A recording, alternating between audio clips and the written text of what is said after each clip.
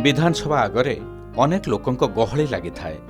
राज्यर विभिन्न अंचलर लोके धाई आछंती निज निजर दुख कष्ट आ जंत्रणार गुहारी जणाइबा पई सरकार को। ता सहित आउ केते लोक निज दाबी उपस्थापन करी दाबी पूरण पई अड़ी बसिछंती। किए छता मुंडई बसिछंती तो किए पुणी गछ मूले खाउछंती, आउ किए एणे तेणे बुलुथांती। घो घो कोलाहल चली थाए विधानसभा आगरे गांधी मार्गरे। एसबू भितरे आम आखिरी पड़िले जड़े वयस्क महिला। अनेक लोक से वृद्धा को घेरी रही था। किए कहूला एटा मौसी दियो, आउ किए कहूला सेटा दियो। आमे पहुंची देखिलु माउसी जनक गोटे झुड़ी रे सुंदर काकुड़ी गुड़िए रखिछंती। आउ से काकुड़ी को चोपा छड़ाई छुरी रे फाड़ करी ता भितरे जीरा लंका गुंड आ लुण देई समस्तक हाथ को बढ़ाई देउथांती।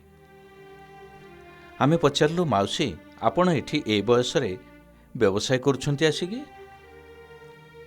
घरे कौन कहीं नाहांती कि? ग्राहकंक ठारू टिके फुर्सत पाई माउसी कहिबा आरंभ कले तांको कहानी।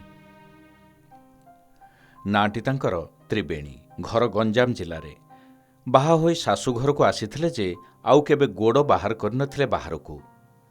हेले परिस्थिति एमिति आसी पहुंचिला जे पूरा राजरास्ता को ओह्लाई आसिले।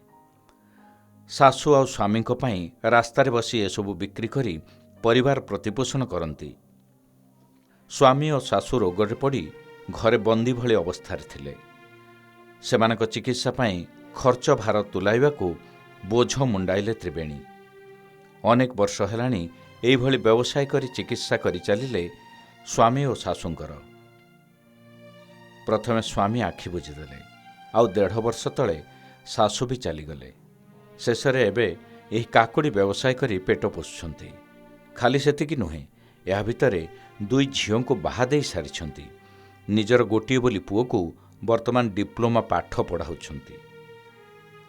हृदय रे अनेक जंत्रणा को कोह मिशा कंठरे बयान करथिले त्रिवेणी माउसी।